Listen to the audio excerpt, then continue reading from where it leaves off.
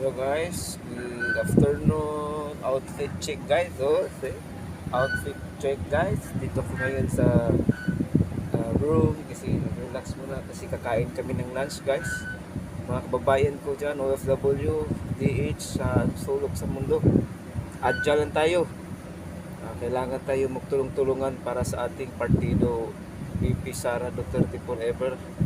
Tulungan natin kasi ang OFW, mahal ni Tatay Digong, mahal ni BP Sara. Patuloy natin yung adhikain, yung plano nila, mission nila para sa bayan ng Pilipino, lalo na sa mga OFW.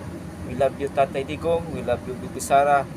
Kahit saan sulok ng mundo, suportahan natin mga kababayan ko, OFW, para atin ito, para sa ating kapakanan ng ating being hard work in other country, para tulungan tayo iahon ng ating mga pangarap sa buhay.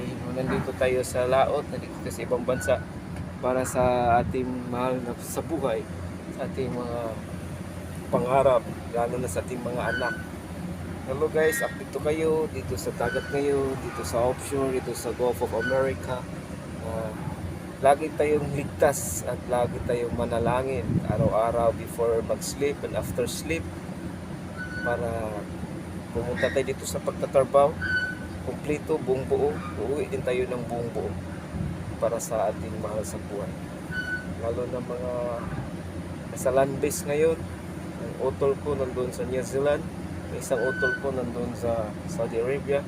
Ingat kayo dyan tol, Kim, Antiti, si mong family, ingat kayo dyan. At sa aking kapatid na si Marcel nandun sa Pilipinas, at si Ryan, all my relatives and friends and neighbors in any part of other country, always safe and good health, and always pray to God, and God bless us and more power. This is DJ Freeman Vlog, my boy. Please share me my YT YouTube channel, DJ Freeman Vlog, and please follow and share, like and subscribe.